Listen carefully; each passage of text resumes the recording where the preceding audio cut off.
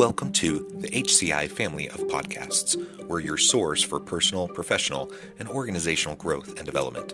We share our own original research, explore industry trends, and interview executives and thought leaders from across the globe. Join us for practitioner-oriented content around all things leadership, HR, talent management, organizational development, and change management.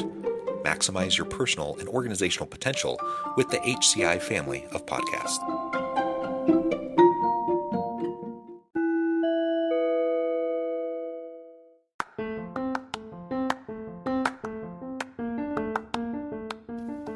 Welcome to the podcast. In this podcast episode, I talk with Dr. Benjamin Ritter about self-leadership and the difference between a job and a career.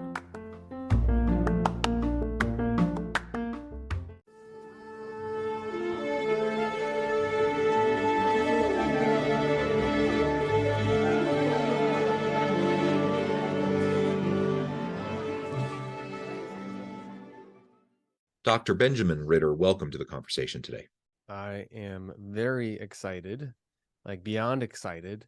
I'm wondrously exuberant. I can't think of some adjectives, but I'm very happy to be here. Pleasure to be with you again. You're joining us from Texas. I'm south of Salt Lake City in Utah.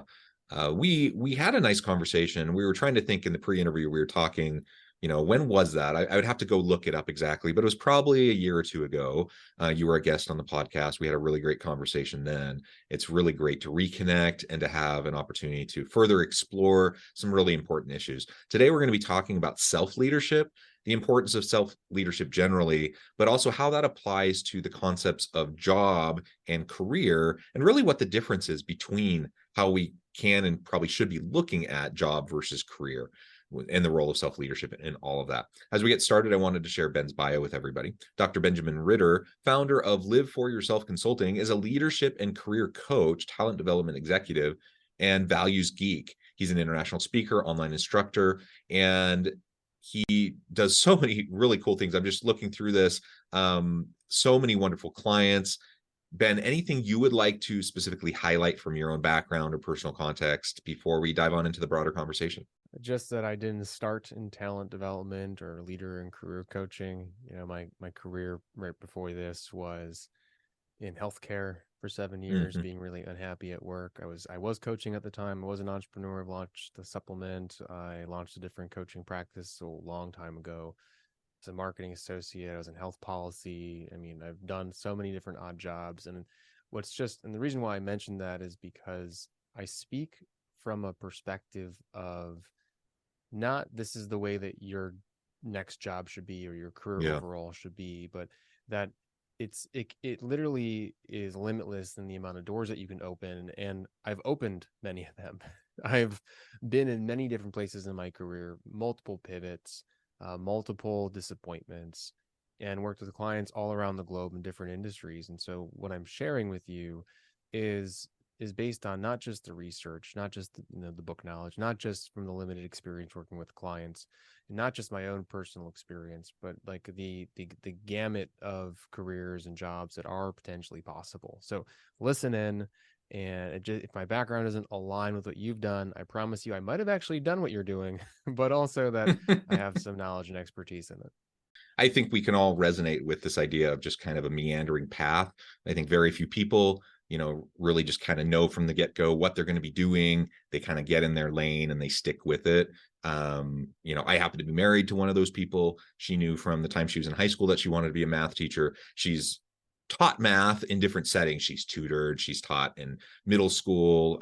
She's actually a university professor now, but she's always taught math and she always knew that's what she wanted to do. That's wonderful. That's not how it goes for most of us. I know that's certainly not how it went for me. I've been meandering all over the place. So anyways, I think we can all resonate with that.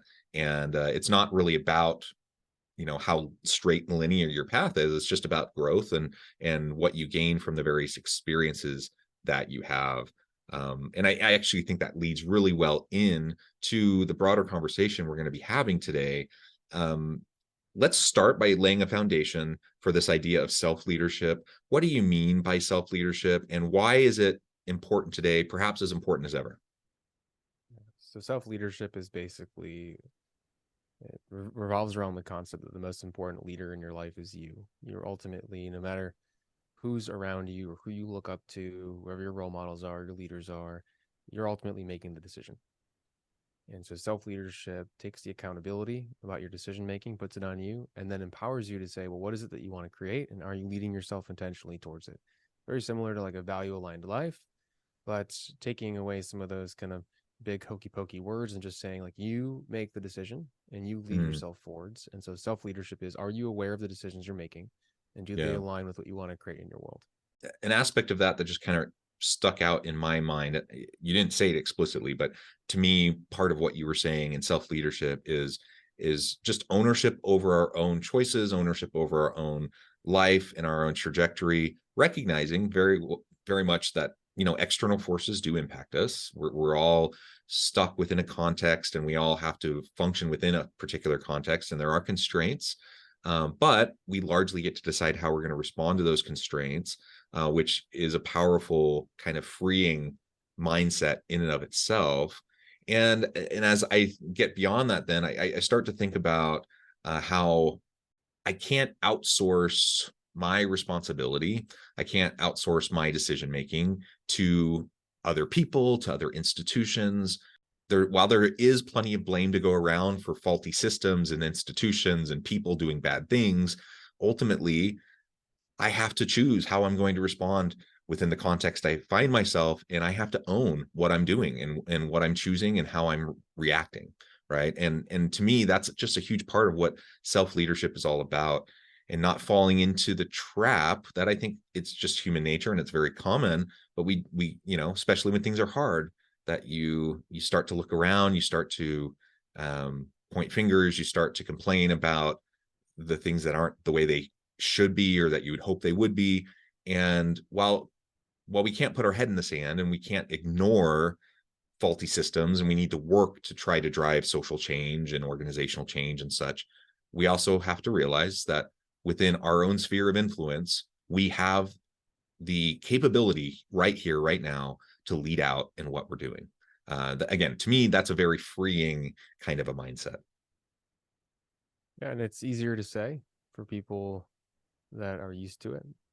Generally, what tends to hold people back is either a lack of clarity on what they want to achieve or a lack of belief that they can achieve it. And so fear can really hold individuals back in this regard. If it was as simple as saying, yeah, I'm my own leader, we would all be probably pretty content with what we've been creating, or at least have a community around us and a job that we're working in that aligns with who we are at our core. But so not knowing who you are, not knowing what you want, and not believing that you're able to get it, so living in a state of fear tends to hold us back. And that fear creates beliefs such as, I can't say that to my boss, I can't reach out to that person, I can't apply to that job, I can't pivot industries.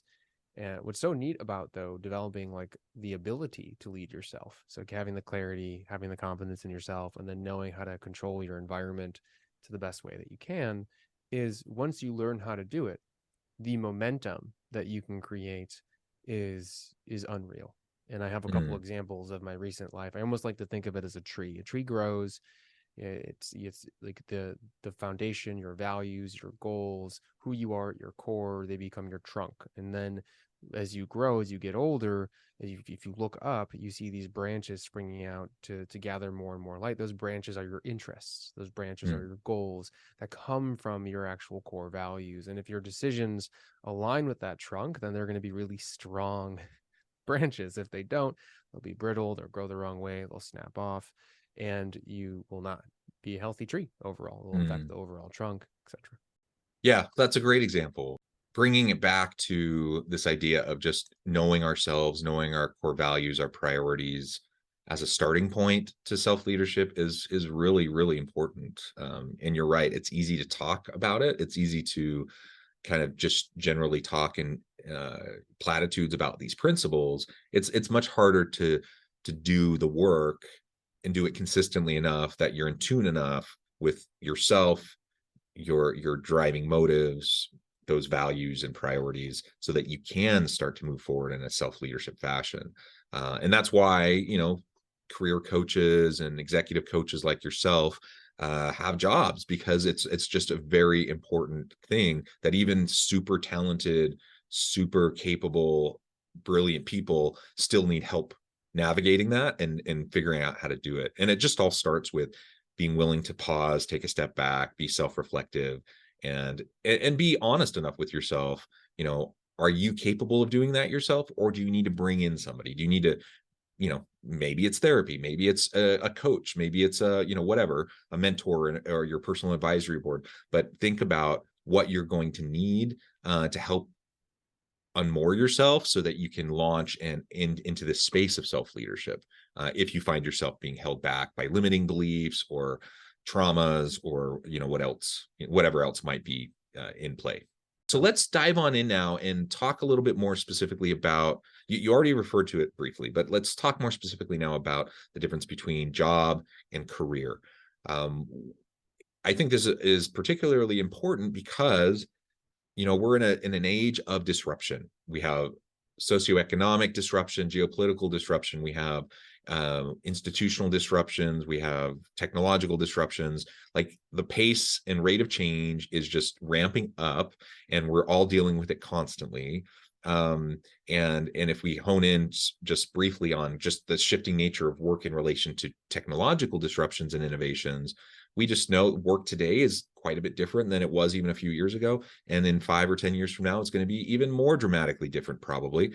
And so this idea of the distinction between job versus career, and what that means for us as we're leading out kind of our own path, whether it's a linear path or a meandering path, like we discussed, it's really important. So can you unpack that for us? What do you mean more specifically by job versus career? And let's explore what that means in the future of work. Well, just going back to the example that I had about that tree, your career can be a trunk and your jobs can be the branches, and the culmination of your jobs make up your career. And honestly, to be able to predict what your last job is going to be within your career is, I would imagine, incredibly difficult. I can say what I care about now and what skills I want to practice and the things I want to learn, but fast forward 20, 30, 40 years, I'm not sure where that's going to lead me. I mean, if you don't believe that, just try to look back 5 or 10 years and see where you were and ask yourself if you could imagine where you are today. The majority of people would say no. But what's really neat about this concept that your jobs are a culmination that turn into your career is that the amount of importance that you place on your current job, or having your job be your career, can be really actually misleading and a mistake. Honestly, I'll say the word, a mistake. I usually don't say that very often. But a job is just a drop in time when you look at your broader career overall. It is something for you to create joy from. It's something for you to build a community and relationships from. It's something for you to learn skills and try things out. It's something that potentially you can feel safe failing in, because there's another job right around the corner. Now, getting that next job will entail you being able to tell a career story that will be built from your experiences. You actually don't have to have a career story until you need to make a move into your next job. But what's beautiful, again, about this is that you can always get another job, and a singular job is actually not that important in the grand scheme of your career. And you can change your career story to fit the next job you're going to get. And so if we can take the emphasis away from what is my next job, or what is my job giving and bringing for me, and instead say, how can I see this job as a tool? Then we create a more positive framework around disappointments that might happen, as well as changes that might happen, as well as anything that might happen from the day-to-day perspective if we were to zoom out. Yeah, I think that's super important to maintain that perspective. And especially when you have career setbacks, when you have you get passed over for that promotion, you're trying for this new, like, perfect job, like it's your ideal company, your ideal position, you're super excited for it, and you don't even get an interview. Like, these types of things can be devastating. They can really set you back. And I've been there. I've had those sorts of disappointments. I think everyone has. And it's really nice to be able to, again, take a step back, see the bigger picture, and recognize that this is just part of your story. And it even though it seems all encompassing in the moment, that within the context of a broader career and just time, the sting of it will fade. And frankly, oftentimes you might find yourself in a better place a few years later than you would have even conceived of had you gone that path and gotten that job or that promotion where you were. I know that certainly has been the case for me, where I've had some devastating disappointments. I had my plan. I had my year plan, my 5-year plan. I was working hard. I was going at it. I was achieving, I was accomplishing. I was in my mind, I'm like, I'm the ideal candidate for this kind of a position. And it just doesn't happen. It just doesn't work out. And I'm devastated. But guess what? Fast forward 5 years, and I find myself in a better place than I would have been had I gone down that path. And I'm super grateful for it. And so I try to remind myself when I'm in those moments of devastation, despair, frustration, whatever word you want to use, like, just remember, John, that this may be a blessing in disguise. And just remember that this isn't closing the door permanently. This is just a minor immediate setback, and you can learn from it, you can grow from it, and there's so many other possibilities out there. The other thing that I just think is so important in all of this is, because of the rate and pace of change, because the nature of work is shifting dramatically, the reality is we all are going to be doing things probably in 5 or 10 years that at this moment, sitting right here, having this conversation or listening to this episode, like, we can't even think about, we can't even conceive of. It hasn't been invented yet. It hasn't been even thought of yet, right? And so we're all probably going to be experiencing those things. And again, if we can, that can be super scary, but it can also be really relieving and empowering, and it can take the pressure off of feeling like everything rides on this presentation today. Everything rides on, this, do I land this client? Well, it may be important, but at the end of the day, no, not everything rides on it. And things are changing dramatically anyways. And what matters more is that we're learning from these experiences, that we're willing to grow, adapt, pivot, and lean into the next opportunity. Mm-hmm. Couple points that I feel like are really important to make from what we're just saying now. And by the way, if you're an entrepreneur, business owner, this applies to you too. I work with clients that have their own service-based businesses. I work with CEOs whose businesses are failing. And you have to believe that if you're an entrepreneur, you're going to be an entrepreneur. And even if you're a successful entrepreneur, you're probably going to then create another company. The thing you're doing now is not going to be the thing you're doing tomorrow.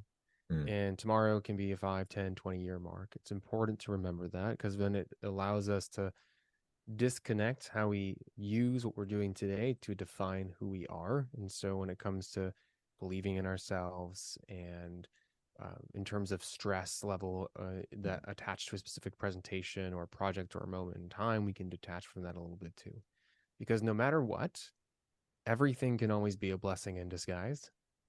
No matter what happens in your life, you're the author of your story and how you perceive the things that have happened to you. And so you have a choice to say, this helped me get to where I am today, or I really wish I was back in the past. And I really don't know that many people that have a proactive, positive, solution-oriented self-leadership mindset that have ever said, I wish I could go back to this point in time. Because they've used what have happened. They've used the things that have happened to them to benefit their current state and to help lead them forwards into their future. And especially, you were bringing up this topic of, it has to be this job, this presentation is so important, it has to be this client. What people miss out when they get so invested in one specific opportunity, other than the fact they tend to just put way too much level. I was working with someone the other day who waited about 3.5 weeks to apply to a position, and it was taken down the day before he applied. Oh, and yeah. And I kept saying, I'm like, and I wasn't directly working with him as a client, I was just kind of coaching him, helping him out in a way. I'm like, you need to do it yesterday. You need to do it yesterday. You need to, and all of a sudden he was prepped, he was ready to go, and he was ready to apply, and then it was gone. Luckily, I built a relationship with the director of the organization that they were still able to bring him in. But you see this happen all the time. We wait until we think we're ready for something, and when we're ready, it's too late. What's so important about the things that you love in life that you become attached to is they become a template for other things that exist in this world that you might be interested in. Like, for example, you're not interested in that company. You're interested in companies like that. That job isn't perfect for you. Jobs similar to that would be a good next step in your career for a job. And I think it's really important that we take away this idea of that's my puzzle piece, that's the perfect thing for me, and instead say, what can I learn about myself because of that thing? To then I want to integrate into my community, this is control, to then build an environment or a job and eventually a longer term career or multitude of jobs to have these experiences. Yeah, and that's a hard thing because and society tends to kind of tell us something differently, doesn't it? And we get we get kind of alternative messages from media, TV shows, movies all the time. The most compelling TV shows tend to be the ones where everything is high stakes, everything matters, and everyone's life depends on this moment in time. Careers depend on this moment in time. And I don't think we're suggesting that you don't take work assignments seriously or that you don't try to do your best or anything like that. Of course you do. But high stakes environments with high levels of stress and anxiety usually don't produce your best work. And so if you're artificially amping up the anxiety around what you're trying to do, you're doing yourself a disservice. Frankly, you're not going to do as well. And so it's a bit of a downward spiral of negative self-fulfilling prophecy if you find yourself in that trap. And so just easing up, lowering the stakes, keeping a broader perspective on things, you probably are going to do better in those moments anyways. And if not, for whatever reason, if things just don't go well or they don't go your way, guess what? One door closes, another door opens. You want to name whatever cliche you want to say. They're platitudes, but they're true.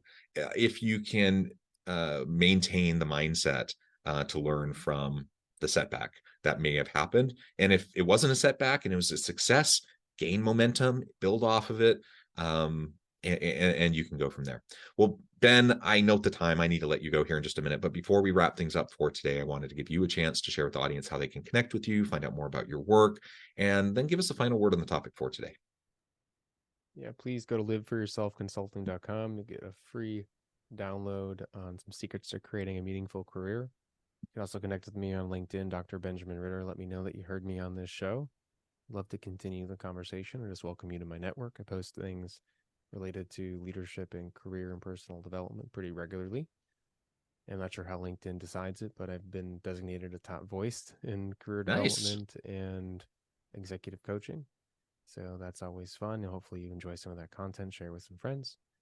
And just in general, I think we heavily limit ourselves. And you have to ask, am I the ball and chain right now? Or am I the wings? And if you're interested in it, like, for example, if you're interested in a specific industry, are you going to a conference in that industry? Have you started making connections and networking within the industry? Or are you scared to even apply to a job that you see online? Mm-hmm. And you just have to ask yourself, am I leading myself forwards no matter what? Or am I closing the doors and sitting in the room afraid, not believing myself? And I know the way that I want to choose to live, and hopefully you pick being your own self-leader too. Yeah. And maybe it's not the healthiest thing, but I can't help but ask myself the question, what's the worst thing that can happen if I do this? If I go out on a limb, if I extend myself in this way, I'm uncomfortable. Yes. I could be, I could not be considered. Yes. Someone could make fun of me. Like there's lots of things that could happen, but what's really the worst thing that can happen? It's usually not that bad. and so just like lower the stakes in terms of like the fear of what you have associated with whatever this thing is that you're hesitant to try. Don't allow that fear to dictate and just try things, experiment. And that's a fun life to live, I think.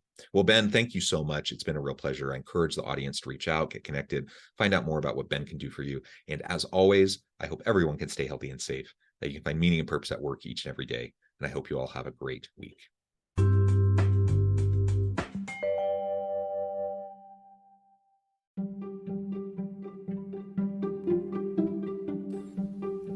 Thanks for joining us for this episode of the podcast. We hope you stay healthy and safe, and please join us again soon.